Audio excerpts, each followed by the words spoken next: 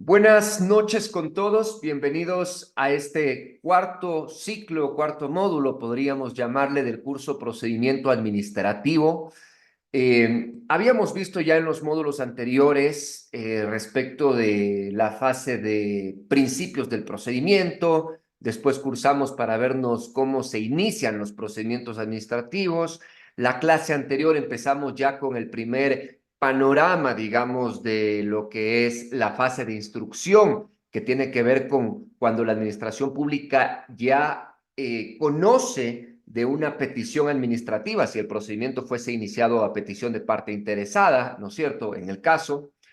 Y pues habíamos visto cómo mandamos a subsanar esa petición.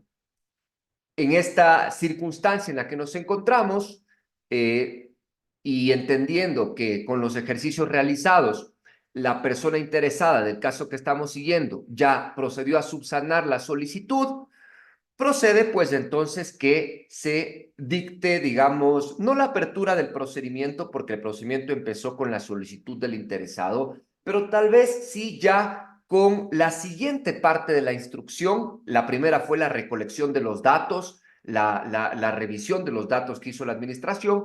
Ahora nos corresponde a pronunciarnos respecto, una vez que la solicitud ya está completa, respecto de la admisión y valoración de los medios probatorios, siendo esta etapa de la prueba en el procedimiento administrativo una etapa sustancial por las razones que vamos a explicar a medida que vamos a ir avanzando en la clase de hoy.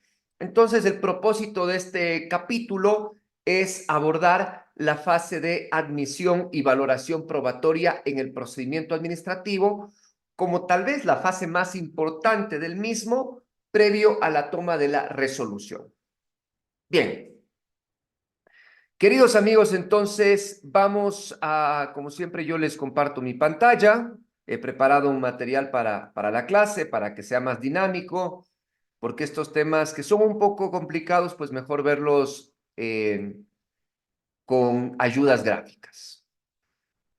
Vamos a abordar ahora lo que tiene que ver con los principios de la prueba en el procedimiento administrativo. Puedo tal vez señalar de que pueden haber algunos principios más. Sin embargo, pues yo he rescatado algunos que creo que son relevantes y que no solo sirven para la fase de admisión, sino para la fase de admisión o valoración. De existir otros, pues los podrían ir ustedes comentando, pero yo he señalado que estos tal vez son los trascendentales. Y vamos.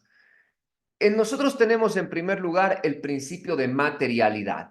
Y me gustó explicar en principio, o en primer lugar, este principio, porque me permite indicarles a ustedes para qué sirve la prueba, cuál va a ser esa finalidad. Y conforme dice aquí en la diapositiva, miren ustedes, los medios de prueba sirven para acreditar la inexistencia o existencia de un suceso, así como la manera en la que ocurrió. Entonces, nosotros sabemos prácticamente que en el procedimiento administrativo los hechos deben estar acreditados. Entonces, decir, los hechos deben estar materializados a través de los medios probatorios. Y para que se pueda hablar de que los medios probatorios dan fe de que un hecho ha sucedido o no ha sucedido, ¿no es cierto? Entonces, acá diríamos que la evidencia, la prueba debería cumplir tres requisitos. Primero, debe ser una prueba suficiente que lleve al convencimiento objetivo de su ocurrencia. Cuando dice convencimiento objetivo, quiere decir en base a los hechos y de la forma en cómo se describe ese hecho. ¿De acuerdo? Aquí, haciendo un paréntesis, nosotros, ¿cuándo consideramos que una prueba ha llegado a ser suficiente? Dependerá de la materia en la que nos encontremos. Por ejemplo, si nosotros estamos transitando en la materia penal, entonces, pues, el estándar es muy alto. El estándar es un estándar más allá de toda duda razonable. Pero en el caso administrativo no tenemos que ser tan rígidos con ese estándar, porque nosotros tendríamos aquí dos estándar un poco más leves que el que se maneja en materia penal. Y me refiero, por ejemplo, si estamos en procedimientos, digamos, para conceder derechos, se hablaría de un estándar de prueba razonable. Es decir, que se comprenda que la decisión tomada por la administración razonablemente se pudo haber tomado a raíz de los medios que se tienen. Está bien. Y en cambio, cuando se habla, es decir, cuando digo razonable, es decir que no sea absurdo, ¿no es cierto? A ver, por ejemplo, por poner casos así aislados que se me vienen a la cabeza, a veces es difícil encontrar ejemplos y uno se compromete cuando quiere poner ejemplos, pero en cambio es lo que ayuda al estudiante. Y se me ocurre, por ejemplo, pensar ahorita en que se desprenda el tema de una jubilación de una persona que tiene apenas unos 35 años. Entonces uno dice, oye, pero es medio absurdo es, ¿cómo se demostró que esta persona de 35 años logró reunir los 300 aportes que se necesitan? Si 300 aportes más o menos son, mira tú, unos, ¿cuántos será? 20 años. O sea que esta persona trabajó desde los 15, desde los 12, qué raro, ¿no? O 25 años, entonces está un poco ahí. En cambio, cuando yo estoy en procedimientos sancionatorios, aquí es una pequeña crítica, si bien la Corte Nacional de Justicia ha querido determinar de que en los procedimientos sancionatorios o disciplinarios hay que aplicar el estándar penal de más allá de toda duda razonable, la ley parece indicar otra cosa. De hecho, si ustedes leen el artículo 257 del Código Administrativo, que habla del dictamen acusatorio en el procedimiento sancionador, te habla de una prueba suficiente y no más allá de toda duda razonable. La evidencia suficiente quiere decir, evidentemente, que se cuenta, digamos, con un relato completo de cómo pudieron haber pasado las cosas, pero no llega al extremo de la duda razonable. Nada más lo que busca es pruebas idóneas y adecuadas para contar este relato, ¿no es cierto? Y que obviamente hayan destruido la presunción de inocencia de la persona. Pero bueno, no estamos aquí entrando ya, digamos, en materia profunda, sino estamos primero dando las primeras bases. Entonces, el primer carácter para que la prueba tenga materialidad. El segundo carácter, obviamente, es que que cada uno de los medios de prueba se relacionen con los hechos alegados, es decir, que las pruebas sean pertinentes, útiles y conducentes. Sobre este tema vamos a ver un poco más adelante, pero lo dejo ahí ya como una idea. Y finalmente, que las pruebas no vayan a ser, digamos, rechazadas por haberse obtenidos con violación a la Constitución y a la ley. Con esto se cumplen los tres caracteres de la prueba para que esta prueba pueda acreditar ciertos hechos. Y es primero el carácter de suficiencia, el carácter de pertinencia, utilidad y conducencia, y el carácter de competencia y validez conforme se explica en cada uno de los parámetros de la lámina que estoy ahí exponiendo. Avanzamos sobre un segundo principio que es básico también y es el principio de contradicción en la prueba. El artículo 76.7, letra H de la Constitución, dice que las personas tienen derecho a presentar pruebas y a contradecir. Bueno, el segundo principio que les quiero comentar, queridos amigos, tiene que ver con el principio de contradicción. Ahí estoy más cómodo. Tiene que ver con el principio de contradicción de la prueba. Y el artículo 76, numeral 7, letra H, establece que es un derecho de la persona presentar pruebas y contradecir las que se presenten en su contra. Esto es muy importante. En primer término, miren que es un mandato constitucional. Entonces, por ejemplo, muchas veces los informes, de hecho, yo estoy en este momento presentando una acción legal, porque suele ser muy común que se toman como pruebas ciertos informes, pero esos informes nunca son puestos en conocimiento del administrado. Eso evidentemente violenta el derecho a la defensa, porque recordemos que el artículo 76, numeral 7, habla de las garantías del derecho a la defensa, ¿no es cierto? Entonces, que no te permitan contradecir un elemento que le permitió a la administración pública formar su voluntad, eso hace evidentemente que el medio probatorio carezca de validez. Y de hecho tenemos una regla específica en el Código Orgánico Administrativo. Miren ustedes cómo dice el artículo 196. Dice, la prueba aportada por la administración pública únicamente tendrá valor si la persona interesada ha tenido la oportunidad de contradecirla en el procedimiento administrativo. Aquí hago otro comentario. Recuerden que contradecir la prueba no significa impugnar, es decir, no se busca presentar un recurso de apelación. Porque recuerden ustedes, por ejemplo, que algunos elementos probatorios, y más los que devienen de la administración pública, normalmente consistirán en documentos, por ejemplo, informes, dictámenes, y en principio, por virtud del artículo 217, los actos de simple administración no se pueden impugnar de manera separada en principio. Entonces, no es que al decir contradecir vamos a presentar un recurso. El recurso lo que busca es extinguir, yo ya les dije en este curso, el documento, y acá no busca extinguirlo.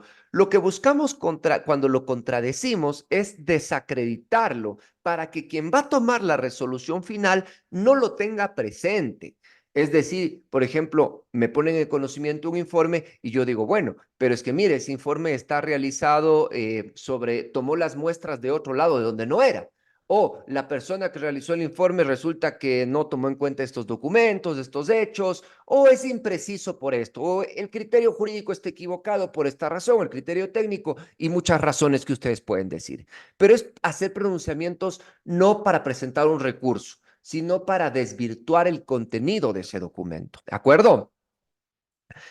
La primera regla de esta disposición. La segunda regla, en cambio, dice que para este propósito, para garantizar la contradicción, la práctica de las diligencias, es decir, si se va a tomar un testimonio, si se va a practicar una inspección, ¿no es cierto?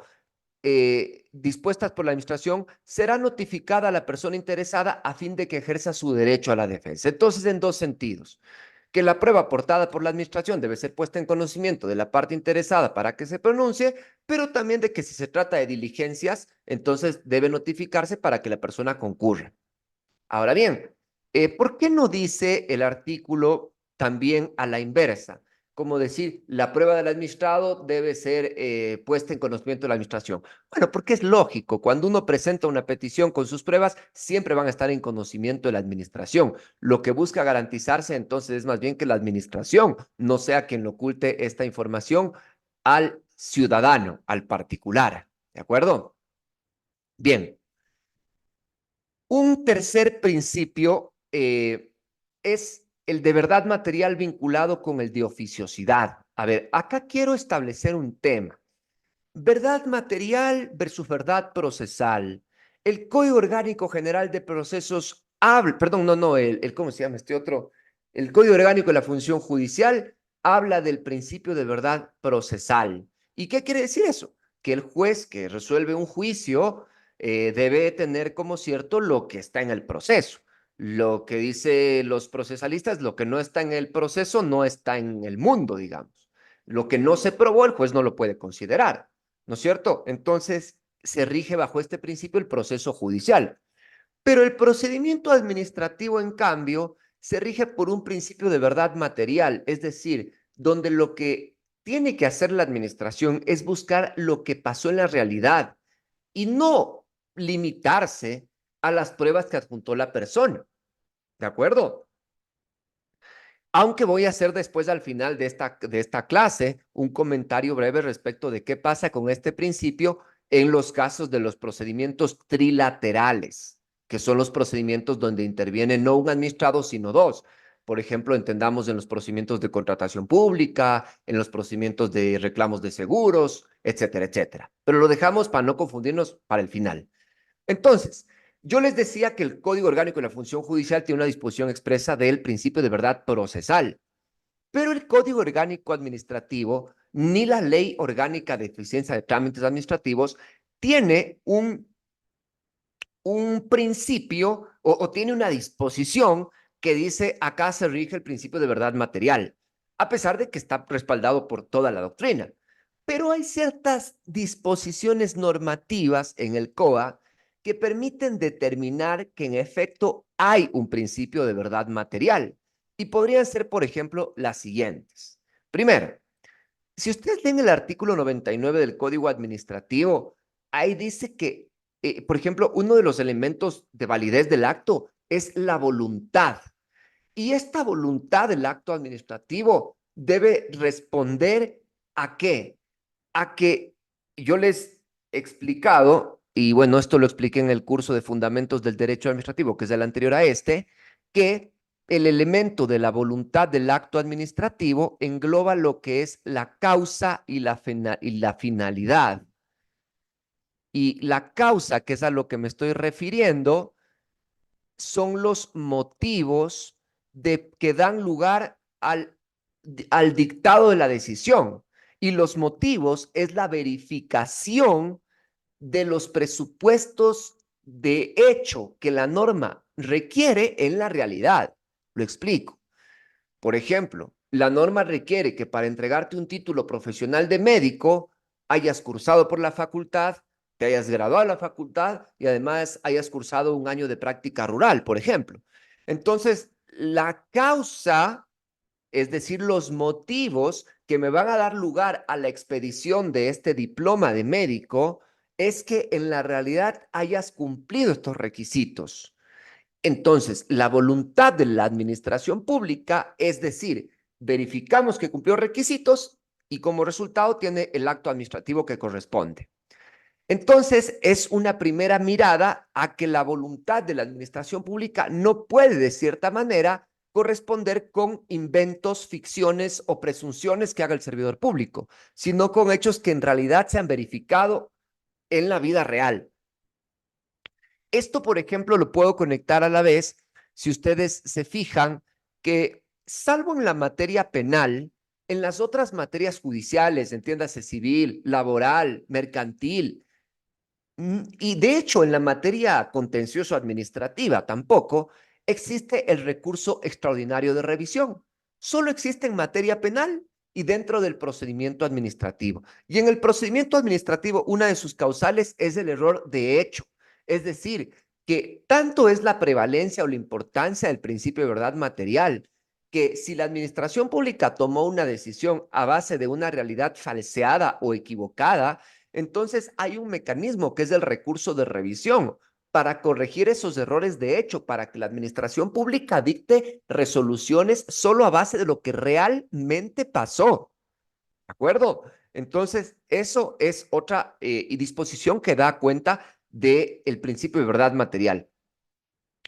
Y también, por ejemplo, si revisamos las causales de nulidad del acto administrativo, vamos a ver que en el último inciso, aunque no está en la lista taxativa del 105, es decir, no está enumerado, pero sí se lee más abajo en ese artículo, te dice que es nulo el acto que se declare o constituya derechos en contravención de los requisitos materiales para su adquisición. Es decir, que si no se han verificado, nuevamente regreso al primer escalón, si no se han verificado los motivos y por tanto la voluntad de la administración pública está viciada, entonces pues no debió haberse dictado ese acto administrativo y por tanto la administración pública lo que tiene que hacer es llegar realmente a aplicar su oficiosidad para descubrir los hechos del caso. Tiene que ser un inquisidor. Recuerden que el procedimiento administrativo se rige por un principio de oficiosidad inquisitiva y no por uno de dispositivo, que es normalmente el que pasa en los juicios.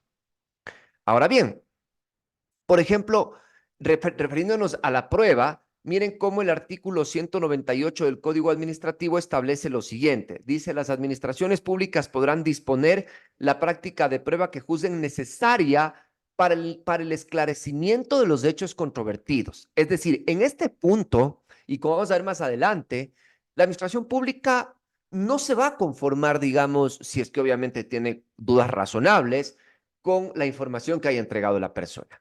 Puede decir, a ver, yo voy a verificar esto. Está un poco raro este tema. No, no, no. ¿Cómo así?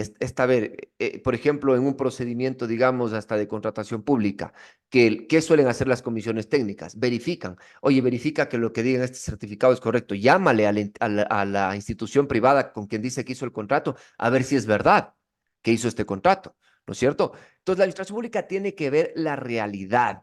Y obviamente, ¿por qué se sustenta esto?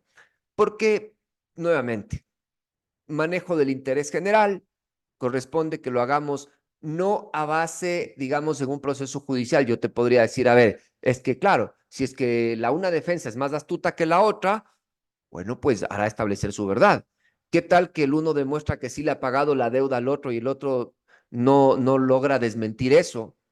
Bueno, pues finalmente el que pierde es él. Pero acá se están tratando asuntos públicos y por lo tanto la norma impone verdad material y el deber de la administración para que no pueda entonces el servidor público dejarse llevar por indicios, ficciones o presunciones, ¿sí? Entonces, por ejemplo, digamos que el servidor público diga, bueno, pues entonces se presume que usted estuvo en tal lugar porque no estuvo en este otro. No, no, no. O se presume que usted evidentemente estuvo en otro lugar solo porque no vino acá a trabajar. No, lo que estoy demostrando ahí es que no vino a trabajar, pero no que estuvo en el otro lugar. Lo tengo que probar, no es que por un indicio o algo así. Y para eso la administración pública tiene estas herramientas. ¿Cómo vamos? ¿Bien?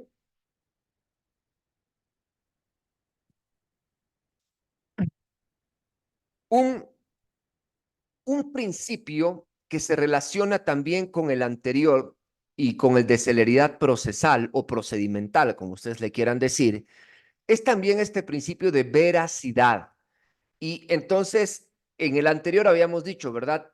Verdad material, es decir, que la administración pública debe encontrar qué es lo que en realidad pasó en los hechos, pero eso para que no se vuelva en una administración pública desconfiada, que no diga, no, no, es que los ciudadanos son inmorales, es que aquí no hay ética en este país. Entonces, cualquier documento que me presenten, yo lo paso revisión, porque yo no voy a estar confiando en la ciudadanía.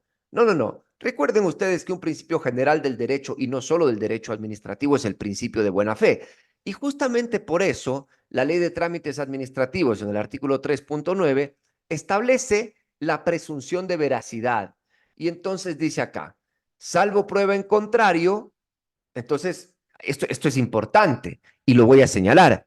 Salvo prueba en contrario, los documentos y declaraciones presentadas por los y las administrados en el marco de un trámite administrativo de conformidad con el ordenamiento jurídico vigente se presumen verdaderos. Se presumen verdaderos. Entonces, ¿qué pasa? Una persona viene y presenta, digamos, su petición administrativa con determinados elementos probatorios.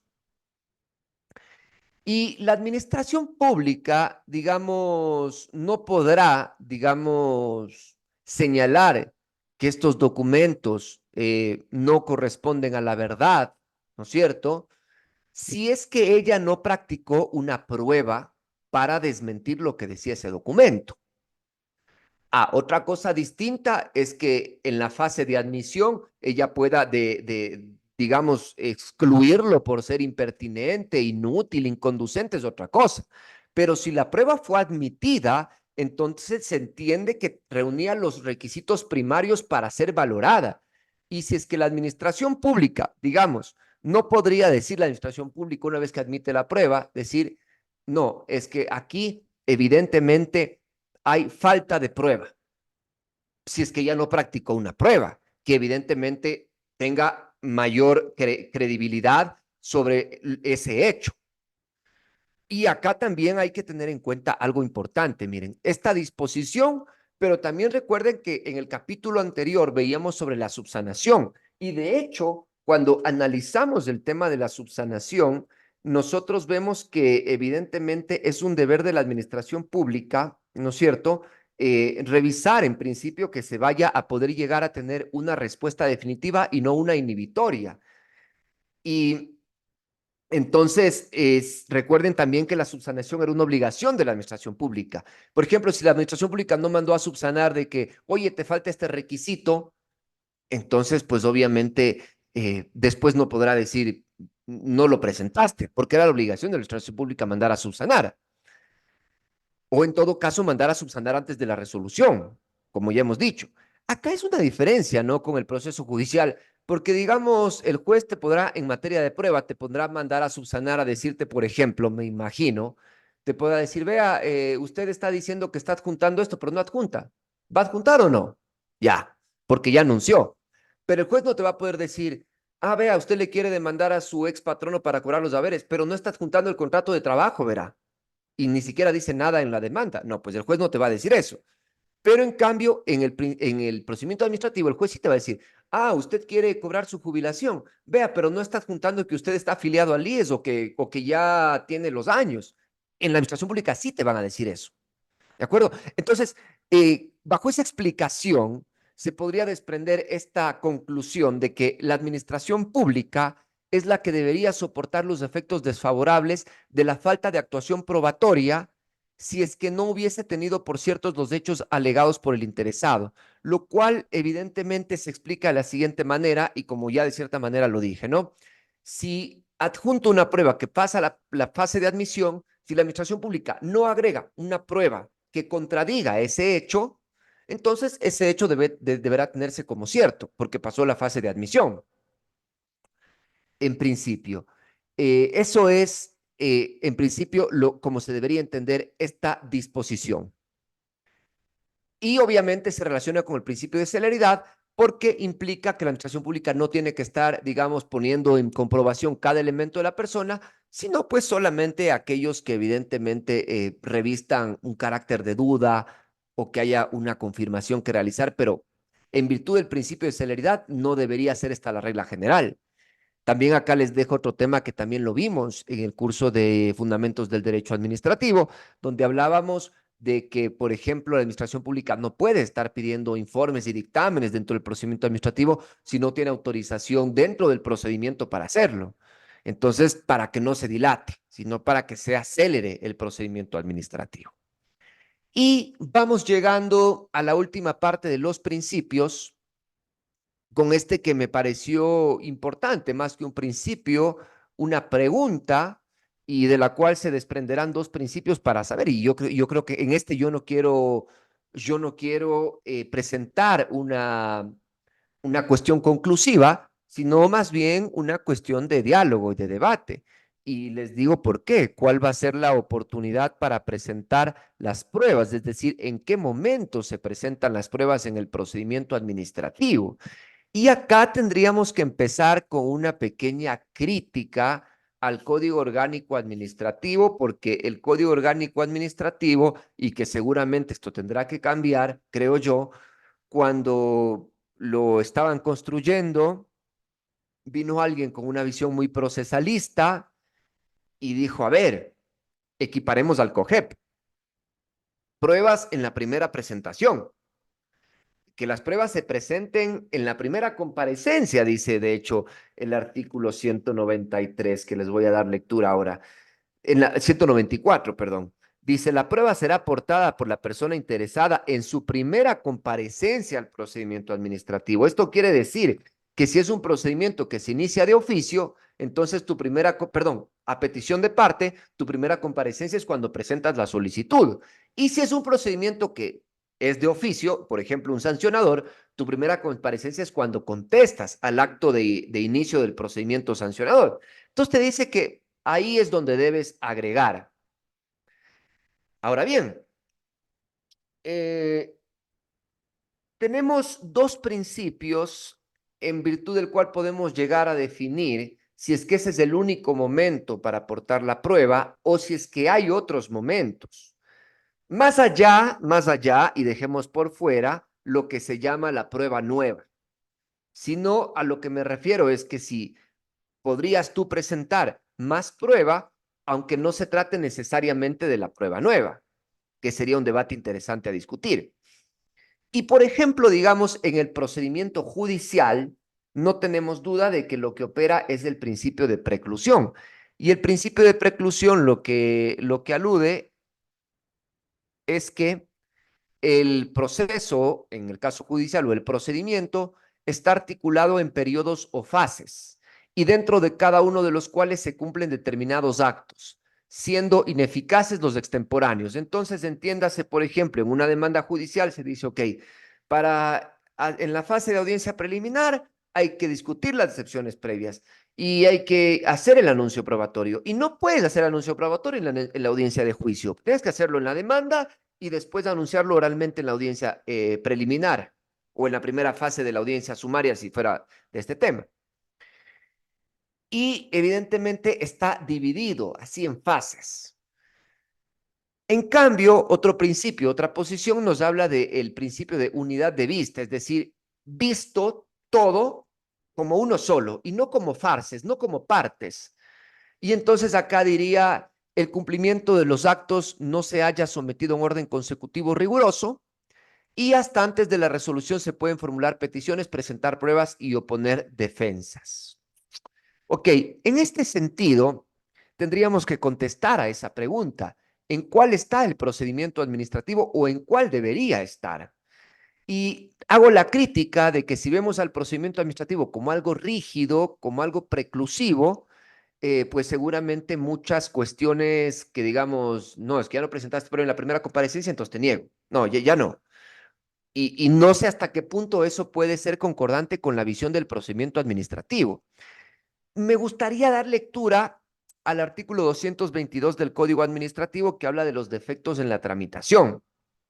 Y dice así, las personas interesadas podrán alegar los defectos de tramitación, en especial los que supongan paralización, infracción de los plazos normativamente señalados o la omisión de trámites que puedan ser subsanados antes de la resolución definitiva del asunto.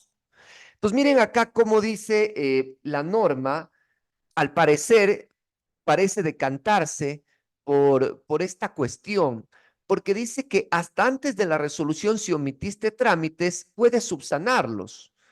Y entonces se contradice con esta de acá, donde dice que los pasos son rígidos y que una vez no se puede regresar sobre otro, etcétera, etcétera. Y esto en realidad yo creo que aunque la norma administrativa igual también es contradictoria acá, porque miren lo que dice. Dice que la prueba será aportada en la primera comparecencia, ¿de acuerdo? Y después dice la prueba que no se anuncie no podrá introducirse en el periodo de prueba previsto en la norma de la materia. Entonces parece que bloquea que solo puede ser en la primera comparecencia. Pero después tiene otra disposición cuando habla de la prueba nueva y dice, la administración, a ver, dice, se podrá solicitar prueba no anunciada en la primera comparecencia hasta antes de la resolución, siempre que se acredite que no fue conocimiento de la persona interesada o que habiéndola conocido no pudo disponer de la misma, lo cual evidentemente el decir, habiéndola conocido, no puede disponer de la misma, se contradice con lo que decía que yo tenía que haberla anunciado en la primera comparecencia, aunque requiere el aviso, el anuncio, ¿cómo se llama? El auxilio administrativo para requerirla. Entonces, de cierta manera, parece que no se pusieron de acuerdo mucho, que por ahí se borraron unos artículos, como han hecho mucho en el Código Administrativo, y finalmente no se puede determinar con claridad en cuál de los dos estamos. Pero en cambio, es decir, cuando leo el 193, pero en cambio, cuando leo el 222, ahí sí, evidentemente, me da a entender de que los trámites del procedimiento se pueden subsanar hasta antes de la resolución. Entonces ahí entendería, evidentemente, que podría darse cierta apertura y de hecho creo que en virtud de los principios, como es el principio de eficacia, donde lo que buscamos es que se tenga un acto administrativo de fondo y no un inhibitorio, entonces no seamos tan rígidos, digamos, con el tema de la preclusión, al menos en lo que digo y reitero, en procedimientos unilaterales o bilaterales, digamos, de administración, ciudadano y donde no hay más personas, donde después sí vamos a tener que hacer ciertos matices en el caso de que sean procedimientos trilaterales. Pero eso es de cierta manera lo que me da una vista de decir, bueno, ¿cuándo presentas la prueba para concluir esta lámina? De regla general en tu primera comparecencia. Pero podrías presentar prueba nueva, digamos, si no la conocías, hasta antes de la resolución. Pero, nuevamente insisto en que yo creo que la norma del 193 es contradictoria y no parece cerrar la opción porque te dice lo siguiente. Primero, la prueba se anuncia y se adjunta en la primera comparecencia, pero te da otra opción. Te dice, dos, si no tienes posibilidades de acceder a la prueba, anúnciala y solicita el auxilio.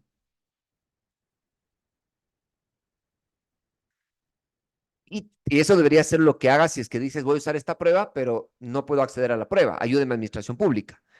Y tres, te dice, pero puedes agregar también prueba nueva hasta antes de la resolución en dos casos. Uno, si no conocías, pero también te dice, si sí conocías, pero no pudiste disponer de ella. Entonces la pregunta es, ¿no deberías esta haberla anunciado acá? Parece que sí, pero como la norma te dice, preséntala aunque la conocías, pero no la pudiste disponer, podrías evidentemente agregar, creo yo, y el procedimiento va más bien visto por acá en virtud de esto y de la comprensión correcta del 193 que en virtud de un procedimiento preclusivo. Además, también, como conclusión de esto, la doctrina señala que los procedimientos de unidad de vista son más comunes en los temas inquisitivos, como el procedimiento oficioso administrativo, que en el procedimiento dispositivo, como son los judiciales o los trilaterales que vamos a ver.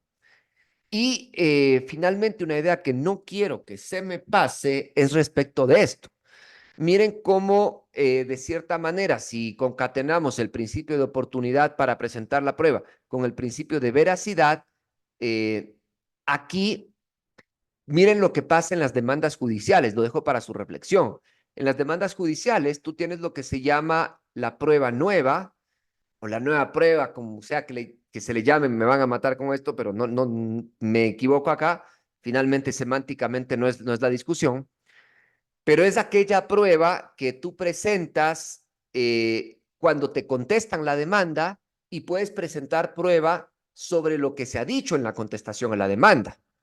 Eso, de cierta manera, es una garantía porque, digamos, yo voy a demostrar un hecho, ¿no es cierto?, con un medio probatorio y en la contestación me rebaten ese medio o, ¿no es cierto?, entonces me dan la oportunidad de que yo pueda entonces contradecir eso, que está bien. Pero ¿qué pasaría si en los procedimientos iniciados a solicitud de parte pensamos que el administrado solo puede presentar prueba en la primera comparecencia y no después? Entonces, yo presento una prueba que la administración pública, cuando estamos en la fase de práctica de prueba, me presenta otra que me contradice. Yo tengo que tener el derecho de presentar otro medio probatorio para contradecir lo que contradice mi primer medio de prueba, pareciendo justo. Si no, pues la administración pública va a tener siempre la sartén por el mango.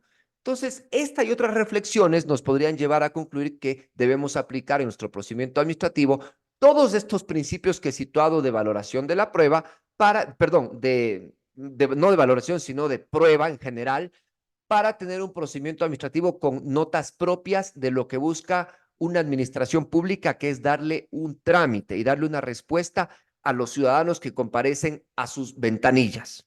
¿De acuerdo? Igual lo dejo ahí, porque lo que hemos dicho es sentar ideas, al menos del último tema, que bien vendría pues un trabajo de investigación de parte de alguno de ustedes si se anima. Bueno, como último principio, que vale la pena también mencionarlo, es este principio de adquisición o unidad de la prueba. Y muy brevemente, este principio quiere decir, ok, no se contrapone a las cargas probatorias, cada quien tiene su carga probatoria, la ley dice qué es lo que debe probar, pero una vez que la prueba ha ingresado al expediente, esta puede favorecer tanto al interesado como a la administración, porque la prueba es del procedimiento y no de quien la aporta. ¿Sí? Es decir, y esto evidentemente a mí me da la luz de pensar de que nosotros, lamentablemente, en el Ecuador, los niveles de confianza en la administración pública son bajos, sobre todo en el tema aquí tengo que decir, en el tema de la Contraloría. Muchas veces, digamos, es absurdo que la Contraloría nos diga que no hemos agregado prueba cuando solo estamos haciendo alegaciones sobre los documentos que ellos obtuvieron en el informe del examen especial. Y le decimos, no, mire, es que ese memorando que usted está diciendo no dice eso, dice otra cosa, o es de esta fecha, no es de esa. Dice, no, es que no adjuntó prueba. Es que no necesito adjuntar prueba, la prueba ya está ahí y aunque la Contraloría la haya aportado como prueba de ella, una vez que está en el expediente, es prueba de ambas partes y ambas partes la pueden utilizar. Entonces, ya es la prueba que es prueba común dentro del expediente. Entonces, un principio que se maneja también en materia judicial y en materia administrativa, el principio de adquisición o de unidad de la prueba. Para que lo tengan en cuenta y después les explico cómo en un caso específico se aplicó para resolver un juicio contencioso administrativo.